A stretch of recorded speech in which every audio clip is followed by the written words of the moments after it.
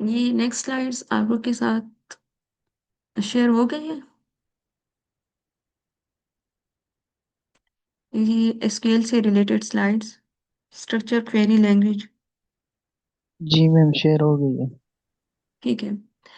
अब जो practical work हम स्टार्ट करें, जिस डीबीएमएस को हम यूज़ करें वो हमारे पास माई एसक्यूएल वर्क बेंच हम यूज़ करें, और स्ट्रक्चर क्वेरी लैंग्वेज का ये हमारे पास एक लैंग्वेज है जिसके के थ्रू हम डेटाबेस बनाते हैं। माई एसक्यूएल वर्क बेंच, आप इसको माई सीक्वल भी कह सकते हैं या माई एसक्यूएल भी प्रोनाउंस कर सकते हैं। अब स्ट्रक्चर क्वेरी लैंग्वेज क्या है? स्ट्रक्चर क्वेरी लैंग्वेज हमारे MySQL is a relational, MySQL या my sequel is a relational database management system. ये रिलेशनल डेटाबेस मैनेजमेंट सिस्टम या आरडीबीएमएस, हम इसको शॉर्टली आरडीबीएमएस भी कह सकते हैं। रिलेशनल डेटाबेस मैनेजमेंट सिस्टम क्या है कि हमारे पास डाटा टेबल्स के फॉर्मेट में स्टोर होता है, और उन टेबल्स में हम किस तरह आपस में रिलेशनशिप इस्टेब्लिश कर, सपोज यहाँ पे हमारे पास एक स्टूडेंट्स का टेबल है, एक कोर्स का टेबल है। ये स्टूडेंट्स का टेबल है, ये कोर्स का टेबल है, और ये एक और टेबल है फैकल्टी का टेबल है। अब ये टेबल, ये आपस में किस तरह हम लिंक करेंगे, इसमें रिलेशनशिप हम कैसे बनाएंगे? फैकल्टी है, कोर्स टीच करता है, स्टूडेंट है, कोर्स रजिस्टर करता है। तो अब इन दोनों का आपस में रिलेशन, फैकल्टी भी टेबल का भी कोर्स के साथ रिलेशन है, स्टूडेंट्स का भी कोर्स के साथ रिलेशन है। अब ये भी कि एक स्टूडेंट्स मैनी कोर्सेज रजिस्टर कर सकते हैं और एक faculty member many courses teach कर सकते हैं। तो वो रिलेशनशिप हम किस तरह इस्टेब्लिश करेंगे वो हम इंशाल्लाह रिलेशनशिप में कवर करेंगे। फिलहाल सिर्फ इतना आप माइंड में रखिए, माई माई एसक्यूएल या my sequel is a relational database management system that uses structure query language। ये रिलेशनल डेटाबेस मैनेजमेंट सिस्टम है, एक सिस्टम, एक सॉफ्टवेयर है that uses, जिसके थ्रू हम आरडीबीएमएस रिलेशनल डेटाबेस बना सकते हैं, जिस आपस में टेबल्स के बीच में रिलेशनशिप हम स्टेब्लिश करते हैं। फिर मोस्टली स्टूडेंट्स, आप लोगों को जो एफआईपी के स्टूडेंट्स हैं, जिन स्टूडेंट्स ने मोंगोडीबी पे काम किया है या डेटाबेस बनाया अपने एफआईपी के लिए, तो वहाँ पे रिलेशनशिप नहीं बनते, वहाँ पे हमारे पास डाटा कलेक्शंस, वहाँ पे कलेक्शंस होते हैं, और जो डाटा हमारे पास स्टोर होते हैं वो की वैल्यू के पेयर में डाटा स्टोर होता है। अ, ये माई सीक्वल क्या है? ये हमारे पास रिलेशनल डेटाबेस है, वो नो एसक्यूएल है। वो मोंगो डीबी नो एसक्यूएल है और ये एसक्यूएल है। अब एसक्यूएल हमारे पास के आरडीबीएमएस क्या करते हैं, वो एसक्यूएल यूज करते हैं, स्ट्रक्चर क्वेरी लैंग्वेज यूज करते हैं फॉर मैनेजिंग। डेटा को कैसे मैनेज करना है, डेटा को किस तरह मैनिपुलेट करना है, मैनिपुलेशन का मतलब भी अपडेशन है, हम डेटा को किस तरह अपडेट करते हैं। तो अब नेक्स्ट, रिलेशनल डेटाबेस के लिए हमारे पास कुछ टर्मिनोलॉजीज है जो कि रिलेशनल डेटाबेस कॉन्सेप्ट्स में डेटाबेस है। बेसिक्स टर्मिनोलॉजी जो कॉमनली यूज करते हैं, a collection of structure data, database हमारे पास कलेक्शन ऑफ स्ट्रक्चर डेटा या collection of a large collection of integrated data या a share collection of logically related data. ये तो हमारे पास डेटाबेस की डेफिनेशन है। फिर हमारे पास इसमें टेबल होते हैं। तो टेबल क्या है? A set of rows and columns storing data in a structure format. तो टेबल हमारे पास set of rows and columns होते हैं। सपोज ये हमारे पास टेबल है, इसमें रोज एंड कॉलम है जिसमें हम स्टूडेंट्स का रिकॉर्ड एक स्ट्रक्चर फॉर्मेट में सेव कर लेते हैं, स्टोर करते हैं। यहाँ पे स्टूडेंट्स का, अगर स्टूडेंट्स की आईडी है, तो स्टूडेंट्स की आईडी है तो जितने स्टूडेंट्स का रजिस्ट्रेशन नंबर सारे इस कॉलम में आएंगे। तो यहाँ पे अगर स्टूडेंट्स का नेम है तो नेम, स्टूडेंट्स के नाम यहाँ पे आएंगे, स्टूडेंट्स के फादर नेम है, तो एक स्ट्रक्चर फॉर्मेट में हमारे पास डाटा स्टोर होता है। अब इसमें कॉलम्स हमारे पास कौन से हैं? ये जो यहाँ पे हम इस तरह जाते हैं, स्टूडेंट्स के रिकॉर्ड ये हमारे पास रो फॉर्मेट में स्टोर होते हैं। कॉलम हमारे पास क्या है? ये वाले कॉलम है, अप टू बॉटम हमारे पास कॉलम है, तो ये कॉलम है। अब टेबल हमारे पास क्या है? Combination of rows and column, तो ये हमारे पास टेबल बन जाते हैं। फिर रो क्या है? A single complete set of data in a table. अब यहाँ पे अगर मेरे पास एक टेबल है, ये स्टूडेंट्स का a single complete set of data in a table, ये एक स्टूडेंट्स का अगर रिकॉर्ड है, यहाँ पे स्टूडेंट्स वन है, स्टूडेंट्स वन का रजिस्ट्रेशन नंबर है, स्टूडेंट्स नेम है, फादर नेम है, एड्रेस है। तो ये एक स्टूडेंट्स का कंप्लीट रिकॉर्ड है, ये हमारे पास एक रो बन गया। फिर नेक्स्ट यहाँ पे हमारे पास दूसरा स्टूडेंट है, नेक्स्ट स्टूडेंट्स का नेम है, फादर नेम है, एड्रेस है, सेमेस्टर है, जितना रिकॉर्ड है। तो ये सेकंड स्टूडेंट्स का एक कंप्लीट रिकॉर्ड हमारे पास एक और सेकंड रो बन गया। कॉलम हमारे पास क्या है? N attribute of the data. Attributes या फील्ड होते हैं, यहाँ पे जैसे स्टूडेंट्स आईडी है, एक कॉलम है, स्टूडेंट्स नेम है, सेकंड कॉलम है, एड्रेस है, थर्ड कॉलम है, फादर नेम है, फोर्थ कॉलम है। तो कॉलम, तो ये हमारे पास इसको हम एट्रीब्यूट भी कहते हैं, फील्ड भी कहते हैं। तो ये हमारे पास जो हेडिंग भी हम यहाँ पे मेंशन करते हैं, एक तरह से आईडी है, नेम है, एड्रेस है, फील्ड या एट्रीब्यूट्स या करेक्टरिस्टिक। तो ये हमारे पास कॉलम होते हैं, और टेबल हमारे पास कॉम्बिनेशन है रो एंड कॉलम का। फिर हमारे पास होती है एक प्राइमरी की। प्राइमरी ये कीज हमारे पास और कीज पे, जिसको हम डिटेल में कवर करेंगे, लेकिन फिलहाल जब हम फर्स्ट अपना एक टेबल बनाएंगे, तो पहले हमें एक प्राइमरी की डिफाइन करते हैं। तो प्राइमरी की हमारे पास क्या होती है? Unique identifier for table rows. हर टेबल में एक यूनिक आइडेंटिफायर होते हैं। मतलब यहाँ पे अगर हमारे पास, मेरे पास एक स्टूडेंट्स है, नेम है ए है, सेकंड स्टूडेंट्स का नेम भी ए है, तो इन दो स्टूडेंट्स को मैं किस तरह यूनिकली आइडेंटिफाई करूंगी? तो हर स्टूडेंट्स का अपना अपना रजिस्ट्रेशन नंबर होता है। तो हर रिकॉर्ड को, जब हर रिकॉर्ड को, हर रो को हमने यूनिकली आइडेंटिफाई करना हो, या उस रो में हमने कोई अपडेशन करनी, मैनिपुलेशन करनी, या उस रिकॉर्ड को हमने डिलीट करना हो, तो हम किस तरह डिलीट करेंगे? उसको हम प्राइमरी की असाइन करते हैं। हर टेबल में एक प्राइमरी की होती है जो यूनिकली आइडेंटिफाई करते हैं हर रिकॉर्ड को। तो यहाँ पे फिर इस वजह से हमारे पास डेटा इंटीग्रिटी भी आते हैं। तो डेटा इंटीग्रिटी में हमारे पास कुछ रूल्स होते हैं, प्राइमरी की हम डिफाइन करते हैं, फॉरेन कीज हमारे पास होते हैं, कुछ और रूल्स भी हम अप्लाई करते हैं। हमने किस कॉलम को यूनिक बनाना है, कहाँ पर हम डुप्लीकेशन ऑफ वैल्यू को जो है वो अलाउ नहीं करते, किस कॉलम में या किस सेल में हमारे पास नल वैल्यू ना हो। तो ये सारे कुछ रूल्स है डेटा इंटीग्रिटी के, ये हम साथ साथ कवर करेंगे। फिलहाल हमने एक सिंपल सा डेटाबेस बनाना है और एक टेबल क्रिएट करना है। तो डेटाबेस हमारे पास collection of structure data, table हमारे पास क्या है? Combination of rows and columns. Row हमारे पास क्या होते हैं? Single complete set of data, एक कंप्लीट सेट। अब यहाँ पे एक स्टूडेंट्स का रिकॉर्ड है, तो ये फुल एक रो हमारे पास एक रिकॉर्ड बन गया। सेकंड स्टूडेंट्स है, तो सेकंड स्टूडेंट्स का ये एक रो हमारे पास बन गया। फिर हम प्राइमरी की, अगर यहाँ पे आईडी है, तो हर स्टूडेंट्स के रिकॉर्ड को यूनिकली आइडेंटिफाई करने के लिए हम एक यूनिक आइडेंटिफायर यहाँ पे असाइन करते हैं, जो इसको हम प्राइमरी की कहते हैं। प्राइमरी की से हम इसको डिफाइन करते हैं। तो फिर बाद में हमारे पास और कीज भी आते हैं, जिसमें यूनिक की भी होते हैं, लेकिन वो हम इंशाल्लाह कीज में कवर करेंगे। फिलहाल आप सिर्फ प्राइमरी की तक, यहाँ तक आप अपने माइंड में रखें। यूनिक आइडेंटिफायर फॉर टेबल रोज। फिर इसके लिए जो सॉफ्टवेयर हम यूज करेंगे, वो हमारे पास, हम my SQL work bench use करेंगे। आप इसको इस वेबसाइट पे जाके, ये स्लाइड्स में शेयर कर दूंगी, वेबसाइट पे जाके आप डाउनलोड कर सकते हैं। बाकी इंस्टॉलेशन सेम है, जिस तरह बाकी सॉफ्टवेयर्स को इंस्टॉल करते हैं, तो इसको भी उसी तरह आप इंस्टॉल कर दें। और माई एसक्यूएल वर्क बेंच, तो आपने वर्क बेंच को इंस्टॉल करना है, जिसका इंटरफेस क्या है? वो ग्राफिकल इंटरफेस है, जिसको आप इजीली अंडरस्टैंड कर सकते हैं। अभी मैं आपको शो करवा दूंगी कि इसमें हम एक डेटाबेस बनाते हैं using the my SQL command line interface for direct SQL के कमांड्स। अब यहाँ पे हम किस तरह ये कमांड्स या लाइन, कमांड लाइन इंटरफेस, यहाँ पे हम जो my SQL work bench use करें, तो ये तो ऑलरेडी हमारे पास ग्राफिकल इंटरफेस है। हम इसमें स्ट्रक्चर क्वेरी लैंग्वेज यूज करेंगे और एसक्यूएल के कमांड्स। तो एसक्यूएल के कमांड्स हम यूज करके हम किस तरह डेटाबेस बनाते हैं, ये भी हमारे पास एक तरह से लैंग्वेज है।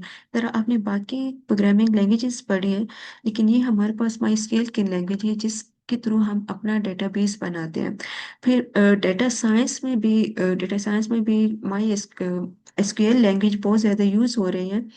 तो ये भी आजकल बहुत ज़्यादा इम्पोर्टेंट है कि आप एसक्यूएल को भी सीख जाए, क्योंकि अब तो दौर ही डेटा साइंस का है, बिग डेटा का है। तो एसक्यूएल स्ट्रक्चर क्वेरी लैंग्वेज को अंडरस्टैंड करना, सिर्फ हम डेटाबेस नहीं बनाते, डेटा साइंस में भी बहुत ज़्यादा यूज़ हो रहे हैं। अब डेटा साइंस के कहीं पर भी फील्ड जॉब इंटरव्यू के लिए जाए तो सबसे पहले एसक्यूएल को आपको आपको क्लियर कर देना चाहिए कि एसक्यूएल के कमांड्स आप किस तरह यूज़ करते हैं, आप किस तरह डेटा से, आपके पास बिग, क्योंकि अब तो दौर ही बिग डाटा का है, तो आप किस तरह डेटा से डेटा को रिट्रीव करते हैं, आप किस तरह क्लीनिंग करते हैं। तो काफ़ी ज़्यादा यूज़ हो रहा है एसक्यूएल भी, स्ट्रक्चर क्वेरी लैंग्वेज भी। फिर अब रियल वर्ल्ड एप्लीकेशन क्या है माई सीक्वल के, या आरडीबीएमएस के, रिलेशनल डेटाबेस मैनेजमेंट सिस्टम के। ई कॉमर्स वेबसाइट्स भी में भी यूज़ हो रहे हैं। तो आप डिफरेंट वेबसाइट्स आप यूज़ करें तो बैंकिंग सिस्टम में भी ट्रांजैक्शन वगैरह के रिकॉर्ड को मैनेज किस तरह करते हैं। तो बैकएंड पे RDBMS, relational database management system को, कुछ डेटा हमारे पास नो एसक्यूएल होते हैं जिसमें टेबल के फॉर्मेट में डेटा स्टोर नहीं होता है, जबकि अभी एडवांस डेटाबेस है मोंगो डीबी। हेल्थ केयर में भी रिकॉर्ड, हम पेशेंट का रिकॉर्ड भी इसमें स्टोर कर सकते हैं, हम डेटाबेस बना सकते हैं। एजुकेशनल इंस्टीट्यूट में भी जिस तरह हम अपनी कस्ट के डेटाबेस को आप लोग एक्सपीरियंस कर चुके हैं, अपना रिकॉर्ड आप एक्सेस कर सकते हैं, आप अपने ट्रांसक्रिप्ट देख सकते हैं, अपनी अटेंडेंस देख सकते हैं। हम आपके रिकॉर्ड को, हम अटेंडेंस लगाते हैं तो आपके रिकॉर्ड को मॉडिफाई कर सकते हैं, हम आपके मार्क्स इंसर्ट करते हैं, तो वो सारा रिकॉर्ड, आपके कोर्स शेड्यूल्स है, आपकी अटेंडेंस है, ग्रेड्स वगैरह है, तो सारा मैनेज हो रहा है और सारे रिकॉर्ड कहाँ पे जाके स्टोर हो रहे हैं। रियल वर्ल्ड एप्लीकेशन में हम आरडीबीएमएस के थ्रू, इस RDBMS relational database management system, तो जिसमें हम अपने रिकॉर्ड को, अपने डेटाबेस बनाते हैं और रिकॉर्ड को हम स्टोर कर सकते हैं। ट्रेवल एंड टूरिज्म के लिए भी आप डेटाबेस बना सकते हैं। तो डेटाबेस ऑलमोस्ट, अभी आप लोग एफएपी के स्टूडेंट्स हैं तो डेटाबेस बनाया होगा, कुछ ना कुछ आइडिया आप लोग को पहले से भी होगा। फिर हम कमांड, स्केल के कमांड, अब स्केल के कुछ कमांड है, जिस तरह हर लैंग्वेज के कुछ सिंटैक्स होते हैं, कुछ कमांड्स होते हैं जब हम उस लैंग्वेज में कोई सॉफ्टवेयर बनाते हैं। तो स्केल में अभी हम डेटाबेस बनाते हैं, जिसमें कुछ कमांड्स हैं, जिस तरह हमने डेटा डेफिनेशन डीडीएल, अगर प्रीवियस जो थ्योरेटिकल स्लाइड्स हम पढ़ रहे थे उसमें हमारे पास डिटेल था जिसमें मेंशन था कि हम डेटा को हम डेटाबेस क्रिएट करते हैं। अब डेटा डेफिनेशन लैंग्वेज, इसमें जो कॉमनली यूज्ड कमांड है वो हमारे पास है क्रिएट है। फिलहाल इस टाइम पे हम क्रिएट कमांड पे काम कर रहे हैं। पहले हम अपना एक डेटाबेस बना दें, फिर अल्टर किस तरह करते हैं, हम ड्रॉप कैसे करते हैं, ये हम स्टेप बाय स्टेप एक एक कवर करेंगे। तो फिलहाल यहाँ तक ये काफी है, प्रैक्टिकल की तरफ जाते हैं।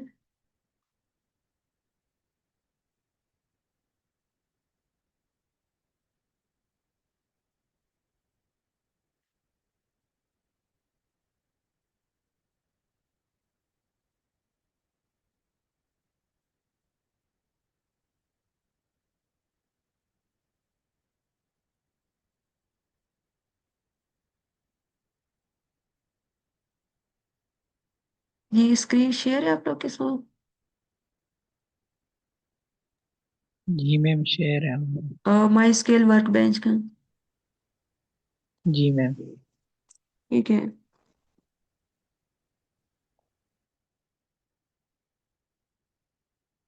अभी एक डेटाबेस बनाते हैं। डेटाबेस बनाने के लिए सबसे पहले हमारे पास कुछ कमांड है, जिस तरह हम क्रिएट डेटाबेस लिखते हैं। अब पहले हम डेटाबेस बनाएंगे, जिस कि हमारे पास डेटाबेस है, डेटाबेस में हम टेबल्स बनाते हैं। तो अब ये सिंपल लैंग्वेज है जिसको हम यूजर फ्रेंडली भी कहते हैं। यूजर फ्रेंडली कैसे, कि मतलब सिंपल इंग्लिश के कमांड्स की तरह हम यूज करते हैं। अब क्रिएट है, क्रिएट का आपको मतलब पता है कि क्रिएट का क्या मतलब है, बनाना। तब यहाँ पे हम क्रिएट के लिए मतलब डिफरेंट वर्ड्स यूज कर सकते हैं, मेक भी हम यूज कर सकते हैं, जेनरेट भी हम यूज कर सकते हैं। लेकिन जो प्री डिफाइंड वर्ड्स है, जिस की वर्ड्स होते हैं, अब यहाँ पे जब हम किसी डेटाबेस को बनाएंगे तो हम सिर्फ यहाँ उसके लिए एक जो की वर्ड है वो है क्रिएट, क्रिएट डेटाबेस। तो अब ये हमारे पास सिंटैक्स है। तो अब ये सेम ही रहेंगे। अब यहाँ पे आप अपने डेटाबेस का नाम चेंज कर सकते हैं, आप कोई भी डेटाबेस बना सकते हैं। यहाँ पे अगर मैं एक डेटाबेस,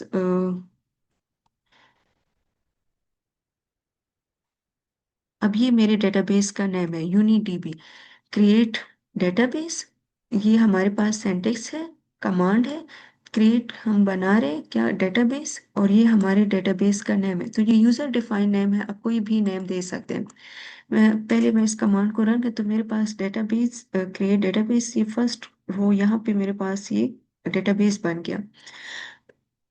अब इस डेटाबेस में मैंने फर्दर काम करने, मैंने टेबल्स बनाने हैं। जब इस डेटाबेस में मैं काम करूंगी तो पहले मैंने इस डेटाबेस को, इसके लिए एक और कमांड हम यूज करेंगे, यूज डेटाबेस नेम, आपके डेटाबेस का जो नेम होगा। अब यहाँ पे हमने डेटाबेस क्या बनाया, यूनिडीबी। इस डेटाबेस को मैंने यूज करना है क्योंकि हमारे पास माई एसक्यूएल वर्कबेंच में कुछ प्री डिफाइंड डेटाबेस भी है जो कि पहले से डेवलप हो चुके हैं। वो प्री डिफाइंड पहले से बनी हुए हैं, वो भी मैं आपको शो करवा दूंगी। फिर हमने जिस डेटाबेस पर काम करना हो तो हम उस डेटाबेस को पहले यूज में लेके आएंगे, तो उसके लिए हम पहले यूज का कीवर्ड यूज करेंगे। देन हमारे डेटाबेस का नेम, जिस डेटाबेस में हमने अभी नेक्स्ट काम करना है, या हम डेटाबेस बना रहे हैं, या हम इंसर्शन कर रहे हैं, टेबल बना रहे हैं, जो भी मैनिपुलेशन हम कर रहे हैं। अब मैं नेक्स्ट मैंने कर दिया यूज यूनिडीबी, मेरे पास नेक्स्ट कमांड भी एग्जीक्यूट हो गया। अब मैंने डेटाबेस बना लिया, इस डेटाबेस में हम अपने रिकॉर्ड को कैसे स्टोर करते हैं। तो रिकॉर्ड स्टोर करने के लिए, अब जिस तरह तो हमारे पास एक तरह से डेटाबेस का नेम है, ये एक होल कंटेनर है। अब इस कंटेनर में हमारे पास डायरेक्ट रिकॉर्ड नहीं आएगा। अब जिस तरह मैंने स्टूडेंट्स का टेबल बनाया, अगर मैंने बनाया कि रिलेशनल डेटाबेस है, आरडीबीएमएस है, तो रिलेशनल डेटाबेस में हमारे पास अलग अलग टेबल्स हम बनाते हैं, और उन टेबल्स को हम किस तरह आपस में फिर लिंक करते हैं, या उनके बीच में हम रिलेशनशिप किस तरह स्टेब्लिश करते हैं, वो हम फिर स्टेप बाय स्टेप कवर करेंगे। फिलहाल हम एक सिंपल सा टेबल बनाते हैं कि टेबल हमारे पास क्या है कि combination of rows and columns. तो अब यहाँ पे हमने डेटाबेस बना लिया। अब इस डेटाबेस में हमने टेबल बनाने जिसमें हमने अपने रिकॉर्ड को रखने, सपोज करें आप एक रूम है। अब रूम में आपने कुछ सामान रखना है, तो वो सामान जब आप उसको एक ऑर्गेनाइज्ड फॉर्म में रखना चाहते हैं कि स्ट्रक्चर के फॉर्मेट में, अलग अलग कैबिनेट बने होते हैं, आपने हर कैबिनेट के अलग अलग सामान आपने रखने के, वो एक स्ट्रक्चर फॉर्मेट में आपके पास। अनस्ट्रक्चर फॉर्मेट आपके पास क्या होता है कि डाटा का पता नहीं चलता कि कौन सा डाटा, कौन सी चीज कहाँ पे पड़ी हुई है। तो स्ट्रक्चर फॉर्मेट में हमारे पास क्या, अगर मेरे पास एक स्टूडेंट्स का टेबल है, तो स्टूडेंट्स के टेबल में मेरे पास स्टूडेंट्स आईडी है, तो स्टूडेंट्स के आईडीज या रजिस्ट्रेशन नंबर उस कॉलम में आएंगे। स्टूडेंट्स नेम है तो सारे स्टूडेंट्स के नेम कॉलम्स नेम के कॉलम में आएंगे। फादर्स नेम है तो फादर्स नेम के कॉलम में आएंगे। तो इस तरह स्ट्रक्चर फॉर्मेट में हमारे पास रिकॉर्ड स्टोर होते हैं। तो यहाँ पर भी हम अलग अलग फिर उसके लिए टेबल्स बनाएंगे। अब सपोज करें पहले मैं सिर्फ एक स्टूडेंट्स का टेबल बनाती हूँ। तो स्टूडेंट्स के टेबल के लिए भी हमारे पास जो कमांड है वो है क्रिएट। अब जिस तरह मैंने डेटाबेस बनाया, तो क्रिएट डेटाबेस। अब मैं टेबल बना रही हूँ, तो टेबल बना रही हूँ, इसके लिए भी मैं कीवर्ड टेबल यूज करूंगी। तो हम तो अपने कंपाइलर को बताएंगे कि पहले हमने डेटाबेस बनाया, तो इसके लिए हमने कंपाइलर को बता दिया कि ये हमारा डेटाबेस है, यहाँ पे जो नेम दिया वो हमारे डेटाबेस का नाम था। अब जो मैं इसी डेटाबेस में बना रही हूँ क्रिएट टेबल, तो ये टेबल मैं बना रही हूँ, टेबल हम स्टूडेंट्स का टेबल बना रहे हैं। तो टेबल का नेम आप कोई भी नेम ले सकते हैं, कोई भी रेलिवेंट नेम। हम स्टूडेंट्स का टेबल बना रहे हैं, तो यहाँ पे मैं स्टूडेंट्स मैंने मेंशन कर लिया। तो क्रिएट टेबल। अच्छा, अब यहाँ पे मेरे पास table, a table must have at least one visible column.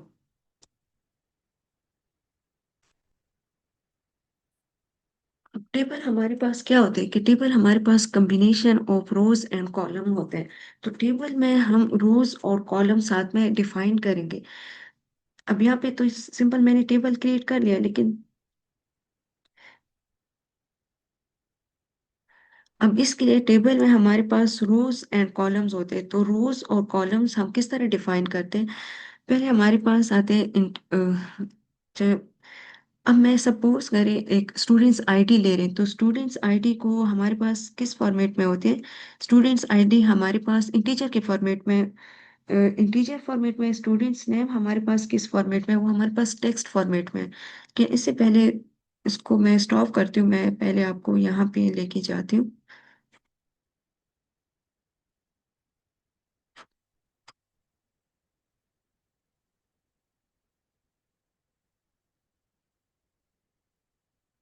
आप पहले यहाँ से थोड़ी सी कमांड आपको क्लियर हो जाए। आपके पास ये स्लाइड्स अभी शो हो रहे हैं? जी मैम, शो हो रही है। ठीक है। फिर हमारे पास कुछ डेटा टाइप्स है, जिस तरह आपने तकरीबन हर लैंग्वेजेस में डेटा टाइप्स पढ़े हैं। तो इंटीजर डेटा टाइप है, फ्लोट है, डबल है, डेसिमल है, करेक्टर है, ये वर्चर है जिसको हम वेरिएबल करेक्टर भी कह सकते हैं। स्ट्रिंग के लिए अगर हमारे पास डेटा स्ट्रिंग फॉर्मेट में स्टोर हो। तो आपने बाकी लैंग्वेजेस में भी काम किया, आपने सी प्लस प्लस यूज़ किया, आपने ऊप पढ़े, पाइथन में पढ़े या जावा में पढ़े है। तो आप अगर कोई आपके पास इंटीजर डेटा टाइप है, पाइथन में तो हम डेटा टाइप मेंशन नहीं करते, वो तो ऑटोमेटिकली कंपाइलर पिक कर लेता है। आपने सी प्लस प्लस पढ़े तो आप डेटा टाइप मेंशन कर देते। अगर आपके पास इंटीजर डेटा टाइप है तो आप इंट लिख देते। आपके पास स्ट्रिंग डेटा टाइप तो उसके लिए आप करेक्टर या स्ट्रिंग मेंशन कर देते।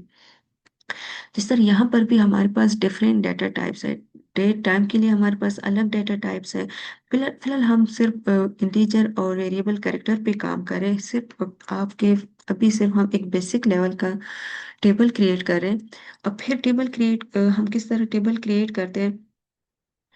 नेक्स्ट हमारे पास है डेटाबेस। तो डेटाबेस तो हमने क्रिएट कर लिया, क्रिएट डेटाबेस, और आपके डेटाबेस का नाम ये तो हमने क्रिएट कर लिया। ठीक है, ये आपके डेटाबेस का नेम होगा, और ये हमारे पास क्या है, ये कीवर्ड है। ये एक तरह से सिंटेक्स है, कमांड है एसक्यूएल के। फिर आपने जिस डेटाबेस पे काम करना है, जिसमें आपने टेबल्स क्रिएट करने, तो आप उसके लिए यूज और आपके डेटाबेस का नाम, यहाँ तक हमने काम कर लिया। अब फिर नेक्स्ट जब हम टेबल बनाएंगे तो टेबल हमारे पास क्या है, combination of rows and columns. तो जब हम कॉलम डिफाइन करते तो उसमें हम डेटा स्टोर करते। तो अब डेटा, जो डेटा हम स्टोर कर रहे हैं, हम अपने डेटाबेस को भी तो बता दें कि ये डाटा जो इस कॉलम में हमारे पास स्टोर हो रहा है वो उसका डेटा टाइप क्या होगा। वो इंटीजर डेटा टाइप का होना चाहिए, वो स्ट्रिंग डेटा टाइप का होना चाहिए, वो फ्लोट डेटा टाइप का होना चाहिए, वो डबल इसका डेटा टाइप होना चाहिए, किस फॉर्मेट का डेटा होगा। तो साथ में फिर वो डेटा टाइप्स भी हम मेंशन करते हैं। अब यहाँ पे नेक्स्ट हमारे पास क्या है, हमने डेटाबेस बना लिया, डेटाबेस तक हमने काम कर लिया। फिर जब हम टेबल बनाते, क्रिएट टेबल। अब यहाँ पे आपने हमने यहाँ तक काम कर लिया। लेकिन फिर जब हम टेबल की डेफिनेशन अगर देखें तो टेबल की डेफिनेशन हमारे पास क्या थी, combination of rows and column. तो यहाँ पे हमारे पास combination of rows and column है टेबल। तो यहाँ तक हमने काम कर लिया टेबल नेम। अब इसमें टेबल हमने क्रिएट टेबल, टेबल नेम। लेकिन इस टेबल में हमारे पास रोज भी, कॉलम्स भी है एंड रोज भी है। तो अब हम कॉलम्स एंड रोज भी उसके लिए डिफाइन करेंगे। तो उसका सिंटेक्स क्या है, हमारे पास हमारे कॉलम का नेम होगा। फिर नेक्स्ट हम डेटा टाइप में सपोज कर, यहाँ पे अगर मेरे पास कॉलम नेम है, स्टूडेंट आईडी है, इसका डेटा टाइप अगर मैं ले रही हूँ इंटीजर है, तो ये मैं इंटीजर लूंगी। यहाँ पे हमारे पास कांस्टेंट होते हैं। कांस्टेंट क्या होते हैं, वो रूल्स होते हैं। तो फिलहाल हम सिर्फ एक ही कांस्टेंट अप्लाई करते हैं, प्राइमरी की। तो प्राइमरी की का मतलब क्या है कि अब स्टूडेंट्स आईडी है तो हमने हर एक स्टूडेंट्स के आईडी को यूनिक बनाना है। तो इस वजह से इसको हम प्राइमरी की बनाएंगे। तो उसको यूनिक बनाने के लिए फिर हमारे पास एक की मोस्ट कॉमनली यूज होती है, ये है प्राइमरी की। तो वो हर एक स्टूडेंट्स के रिकॉर्ड को दूसरे से यूनिक बनाने के लिए। फिर हमारे पास एक और की भी है, यूनिक है। वो हम कीज को जब आगे नेक्स्ट जाएंगे तो फिर हम उसको एक्सप्लोर करेंगे। नेक्स्ट फिर अगर आपने एक कॉलम, सपोज यहाँ पे मैंने एक कॉलम स्टूडेंट्स आईडी बना लिया, मैं एक और कॉलम बना रही हूँ स्टूडेंट्स नेम भी साथ में मैंने से स्टोर करने हैं। तो फिर कॉमन लगा के मैं एक और कॉलम साथ में, कॉलम टू का नेम, फिर डेटा टाइप अगर कुछ कांस्टेंट मैंने अप्लाई करने हैं, तो वो भी साथ में मैं अप्लाई कर सकती हूँ। तो टेबल हम डायरेक्ट यहाँ तक तो हमने बना लिया। लेकिन उसमें अगर हम डेफिनेशन पे जाए तो combination of rows and columns है। तो साथ में हम रोज और कॉलम भी डिफाइन करेंगे। तो अब यहाँ पे जब हम टेबल बनाएंगे तो हम सिर्फ कॉलम क्रिएट कर लेंगे। रोज हमारे पास क्या होगा, जो इसमें रिकॉर्ड आएगा, वो रिकॉर्ड जब हम इंसर्ट करेंगे, इसमें हमारे पास दूसरा कमांड हम यूज करेंगे, इंसर्ट का कमांड। तो उसके थ्रू फिर हम इसमें रोज में डाटा इंसर्ट करेंगे। तो यहाँ पर भी एक टेबल, ये इसी सेंटेंस को फॉलो करते हैं। ये टेबल है, क्रिएट टेबल स्टूडेंट। फिर स्टूडेंट आईडी है, डेटा टाइप क्या है, इंटीजर है। कांस्टेंट क्या है, प्राइमरी की, कि हर स्टूडेंट्स की आईडी दूसरे स्टूडेंट से यूनिक होनी चाहिए। तो यहाँ पे हम डुप्लीकेट स्टूडेंट्स आईडी इंसर्ट नहीं कर सकते। सर यहाँ पे अगर स्टूडेंट्स ने आईडी इंसर्ट किया वन, सेकंड ने भी वन इंसर्ट किया, तो यहाँ पे हमारे पास एरर आएगा कि ये ऑलरेडी टेबल में अवेलेबल है। फिर नेक्स्ट हमारे पास है स्टूडेंट्स नेम है। तो स्टूडेंट्स नेम है, स्टूडेंट्स नेम हमारे पास किस फॉर्मेट में है, करेक्टर के फॉर्मेट में। तो हमारे पास डेटा टाइप दो टाइप्स के हैं, एक स्ट्रिंग के लिए हम करेक्टर भी यूज कर सकते हैं, वेरिएबल करेक्टर भी यूज कर सकते हैं। अब इनमें डिफरेंस क्या है? और फिर ये इंटीजर का एज है, तो ये भी हमारे पास इंटीजर डेटा टाइप है। मेजर है, यहाँ पर भी वेरिएबल करेक्टर यूज है। जबकि हम स्ट्रिंग के लिए करेक्टर डेटा टाइप भी यूज कर सकते हैं। लेकिन हम वेरिएबल करेक्टर को क्यों फॉलो कर रहे हैं? यहाँ पे एक एग्जांपल आप देखिए। अब साथ में यहाँ पर ये मेंशन है, वेरिएबल करेक्टर है और कितने करेक्टर हम स्टूडेंट से एक्सेप्ट करवा रहे हैं। सपोज कर हमें नहीं पता स्टूडेंट्स का नाम कितने करेक्टर का होगा। अब हमने यहाँ पे करेक्टर मेंशन किए 50 करेक्टर, कि 50 करेक्टर्स स्टूडेंट्स जो है, अगर स्टूडेंट्स का नेम 50 करेक्टर्स में आ रहे हैं तो वो 50 करेक्टर्स तक यहाँ पे नेम में करेक्टर्स इंक्लूड इंसर्ट कर सकते हैं। अगर अगर 50 से ज्यादा है तो वो फिर एक्सेप्ट नहीं करेगा। तो मोस्टली हम 150 ही यहाँ पे इंक्लूड करते हैं। लेकिन अब यहाँ पे अगर हमने ये character data data type use किया स्ट्रिंग के लिए, और साथ में हमने रेंज भी मेंशन कर लिया कि 150 करेक्टर तक स्टूडेंट्स करेक्टर इंसर्ट कर सकते हैं या 50 तक कर सकते हैं। और सपोज करें हमारे पास एक ने, अब डेटाबेस ने क्या किया कि यहाँ पे कंप्यूटर की मेमोरी में इसके लिए 150 करेक्टर का, अगर हमने करेक्टर डेटा टाइप यूज किया इंस्टेड ऑफ वेरिएबल करेक्टर, तो इसने 150 या 50 करेक्टर यहाँ पे जितना रेंज हमने मेंशन किया उतनी ही स्पेस ऑक्युपाई कर लिया। अब स्पेस तो 150 करेक्टर का आ गया क्योंकि यहाँ पे हमने 150 मेंशन कर दिया है रेंज। और सपोज करें हमारे पास स्टूडेंट्स का नेम आया है, वो है खान। तो खान में हमारे पास कितने करेक्टर है? 4 करेक्टर है। अब 4 करेक्टर है, 4 करेक्टर और हमने जो स्पेस दी है वो 50 करेक्टर। 50 में से हमारे पास 4 करेक्टर यूज हो गए, डेटाबेस में हमारे पास 4 करेक्टर आ गए। अब 50, अगर हमने 50 किए या 150 है, तो 4 करेक्टर जब यूज हुए तो रिमेनिंग हमारे पास कितने हैं? 46 हमारे पास रिमेनिंग है। और यूज कितने हो रहे हैं? 4 यूज हो रहे हैं। तो 50 में से जब हमने 4 को माइनस कर दिया और स्टिल हमारे पास 46 करेक्टर्स है जो कि एक्स्ट्रा वे स्टोर है। अब ये करेक्टर हमारे पास एक्स्ट्रा वे स्टोर है क्योंकि हमने डेटा टाइप करेक्टर मेंशन कर लिया, तो वो सिस्टम ने उसके लिए 50 या 150 करेक्टर का स्पेस ऑक्युपाई कर लिया। और जो स्टूडेंट्स का नेम आए या यूजर का नेम आए वो 4 करेक्टर का था। और बाकी वो 4 करेक्टर तो स्टूडेंट्स के नेम ने ले लिए, और रिमेनिंग जो 46 करेक्टर है वो भी एक्स्ट्रा स्पेस हमारे पास हमारी डीबीएमएस डेटाबेस में स्टोर है, जो कि एक्स्ट्रा स्पेस ले रहा है। और तो अभी हमारे पास 46 करेक्टर का स्पेस वेस्ट हो रहा है। तो इस प्रॉब्लम को सॉल्व करने के लिए फिर हम वेरिएबल करेक्टर इस वजह से अप्लाई करते हैं। अब वेरिएबल करेक्टर क्या है?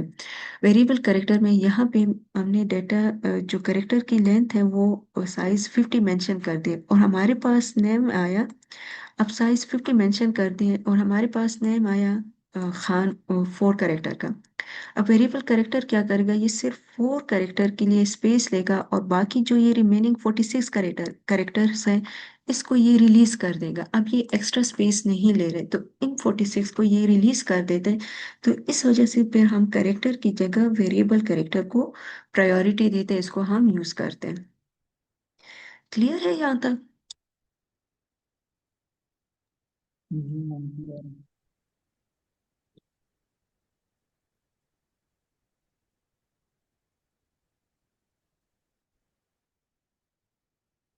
अब हम प्रैक्टिकल की तरफ आते हैं।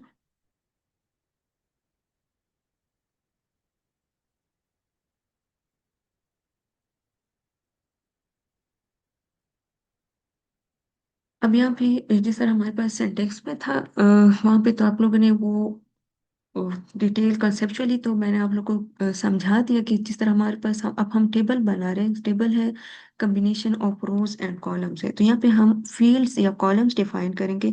सपोज करें हम स्टूडेंट्स आईडी ले रहे हैं। अब स्टूडेंट्स आईडी है मेरे पास, हम डेटा टाइप मेंशन करते हैं, तो डेटा टाइप्स हम इंटीजर डेटा टाइप ले रहे हैं। और साथ में क्योंकि स्टूडेंट्स आईडी है तो हर स्टूडेंट्स की आईडी दूसरे से यूनिक होती है, तो इस वजह से हम साथ में डेटा टाइप्स भी मेंशन यहाँ पे फिर मैं प्राइमरी की का कांस्टेंट अप्लाई करती हूँ कि कोई भी स्टूडेंट्स डुप्लीकेट स्टूडेंट्स आईडी जो है वो इंसर्ट ना कर सके।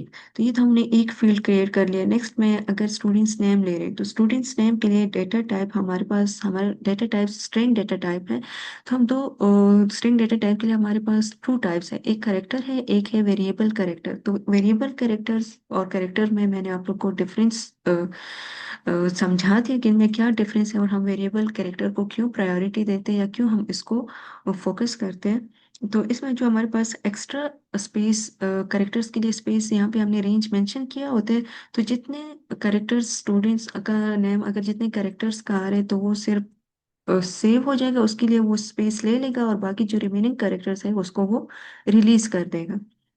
तब यहाँ पे हम वेरिएबल करेक्टर डेटा टाइप ले रहे हैं। फिर नेक्स्ट हमारे पास क्या है, यहाँ पे साथ में हम रेंज भी मेंशन करते हैं। अब रेंज में आप 150 मोस्टली हम प्रेफर करते हैं कि नहीं पता स्टूडेंट्स के नेम में कितने करेक्टर्स आएंगे, क्योंकि ये एक्स्ट्रा स्पेस वैसे भी नहीं ले रहा। एक बार इसने जितने करेक्टर्स ऑक्युपाई कर लिए, जितने स्टूडेंट्स का नेम आ रहे हैं तो बाकी को ये वैसे भी रिलीज कर देते हैं जो एक्स्ट्रा करेक्टर्स इसके पास रिमेनिंग करेक्टर होंगे।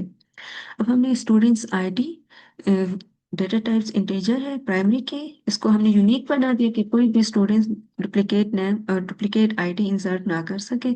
फिर नेम हमारे पास है। नेक्स्ट हम यहाँ पे स्टूडेंट्स नेम है, एड्रेस हम मेंशन कर सकते हैं। एड्रेस पे हमारे पास स्ट्रिंग फॉर्मेट में डेटा टाइप है, तो इसके लिए भी हम फिलहाल मैं 150 मेंशन कर रही हूँ। एड्रेस है तो ये थ्री फिलहाल काफ़ी है, थ्री तक काफ़ी है कि आप एक सिंपल सा टेबल हमारे पास बन जाए। इसको फिर फर्दर हम एक्सप्लोर करेंगे, इसको फर्दर हम एक्सटेंड करेंगे, इसमें हम और फील्ड्स भी इंक्लूड करेंगे, हम डिफरेंट टेबल्स भी क्रिएट करेंगे कि उनके बीच में हम रिलेशनशिप किस तरह बनाते हैं। हमारे पास और कांस्टेंट भी है तो वो कांस्टेंट भी हम अप्लाई करेंगे। फिलहाल हम सिर्फ प्राइमरी की कांस्टेंट अप्लाई कर रहे हैं स्टूडेंट्स आईडी के लिए। तो अब इसको मैं रन कर रही हूँ। तो इसको रन करते हमारे पास ये टेबल क्रिएट हो गया। अब ये टेबल तो हमारे पास बन गया, यहाँ तक तो हमारा काम हो गया। अब सिर्फ हमने टेबल क्रिएट कर लिया। नेक्स्ट हम टेबल में डेटा किस तरह इंसर्ट करते हैं, तो वो यहाँ तक आप लोग को क्लियर है। जी मैम, यहाँ तो क्लियर है।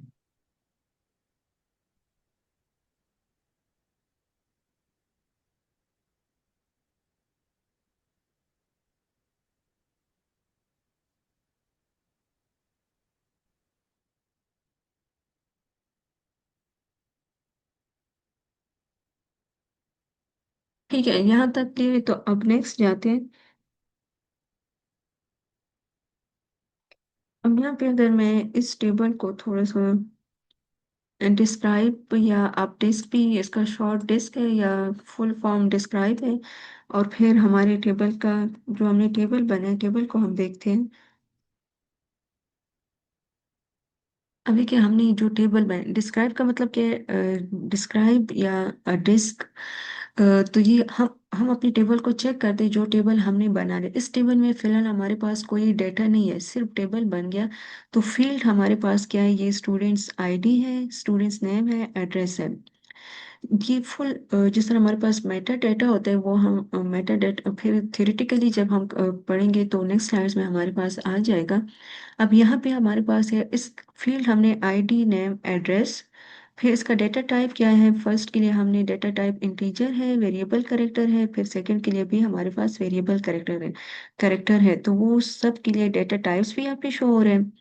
अब नल, नल क्या है, प्राइमरी की जब हमने डिफाइन कर लिया तो प्राइमरी की कुछ करेक्टरिस्टिक है। एक फर्स्ट करेक्टरिस्टिक तो ये है कि वैल्यू हमारे पास डुप्लीकेट नहीं होती, हम डुप्लीकेट वैल्यू नहीं ले सकते। ये आईडी है तो कोई भी स्टूडेंट सेम आईडी इंसर्ट नहीं कर सकता। अगर हम इंसर्ट करेंगे तो हमारे पास एरर आएगा कि ये ऑलरेडी एग्जिस्टेड है। तो वो हम जब हम इंसर्शन करेंगे तो वो फिर हम सेम आईडी के थ्रू भी चेक करेंगे कि हमारे पास एरर आता है, और यूनिक आईडी भी हम देंगे। फिर सेकंड इसकी जो कैरेक्टरिस्टिक है वो ये है कि इसकी हम नल वैल्यू नहीं ले सकते। मतलब अगर स्टूडेंट्स आईडी है तो इस कॉलम के सेल को हम एम्प्टी नहीं छोड़ सकते। मतलब हर स्टूडेंट्स का रजिस्ट्रेशन नंबर मस्ट होता है, कोई भी स्टूडेंट्स रजिस्ट्रेशन नंबर के बाहर नहीं होता। तो ये बाय डिफॉल्ट नॉट नल भी है, और नो डुप्लीकेशन वैल्यू भी हम यहाँ पे एक्सेप्ट नहीं करते। अब यहाँ पे सेकंड हमारे पास है, तो इस वजह से ये नो नल क्या है, ये नल को एक्सेप्ट नहीं कर रहा। नो की हमारे पास क्या है, प्राइमरी की है, डिफॉल्ट और एक्स्ट्रा फिलहाल इन एट्रीब्यूट्स को आप यहाँ तक फिलहाल आप कर लें, क्योंकि यहाँ तक अभी तक हमने जो टेबल बनाए यहाँ तक हमने कहीं तक काम किया है। बाकी हम स्टेप बाय स्टेप एक्सप्लोर करेंगे। अब सेकंड हमारे पास नेम आ रहे हैं, नेम में हमारे पास है वेरिएबल करेक्टर। फिर नेक्स्ट हमारे पास क्या आ रहा है, नल में डेटा टाइप हमारे पास वेरिएबल करेक्टर है, नल में हमारे पास क्या आ रहे हैं, यस। तो इसका मतलब ये है कि अगर स्टूडेंट्स ने टेबल, हमारे पास स्टूडेंट्स का टेबल है और नेम है, अगर स्टूडेंट्स ने अपना नेम इंसर्ट नहीं किया तो भी वो टेबल इसको एक्सेप्ट कर लेगा। तो ऐसा भी तो नहीं होना चाहिए कि स्टूडेंट्स हो और उसका नेम ना हो, उसको हमारे पास उसके लिए जो एट्रीब्यूट का सेल है वो हम उसको एम्प्टी छोड़ दें। तो इस वजह से फिर इस प्रॉब्लम को रिजॉल्व करने के लिए यहाँ पे फिर हम एक और कांस्टेंट अप्लाई करते हैं, जिसको हम नल कांस्टेंट मेंशन करते हैं। अगर यहाँ पे मैं नल कर दूं तो स्टूडेंट्स का नेम जो है वो अपने नेम को एम्प्टी नहीं छोड़ सकता। अगर स्टूडेंट्स ने नेम इंसर्ट नहीं किया तो उसके लिए मैसेज आ जाएगा कि दिस कॉलम या this field can not be null, तो ये नल नहीं हो सकता। तो इस वजह से फिर हम डिफरेंट कांस्टेंट अप्लाई करते हैं। तो यहाँ पे वो डाटा इंटीग्रिटी, तो डाटा इंटीग्रिटी क्या है कि हमारे पास डाटा एक कंसिस्टेंट फॉर्म में रहता है, एक्यूरेट डाटा होता है। मतलब कोई भी कॉलम हमारे पास अगर स्टूडेंट्स नेम है तो कोई भी स्टूडेंट्स उस कॉलम के सेल को नल नहीं छोड़ सकता है जब हमने ये कांस्टेंट अप्लाई किया। फिर एड्रेस है, एड्रेस के लिए भी हमारे पास वेरिएबल कैरेक्टर शो हो रहे हैं और नल यस। तो मतलब अगर स्टूडेंट्स ने एड्रेस इंसर्ट नहीं किया तो भी कोई एरर नहीं आएगा। क्यों नहीं आएगा, क्योंकि हमने कांस्टेंट ही अप्लाई नहीं किया, तो ये स्टूडेंट्स का एड्रेस वाला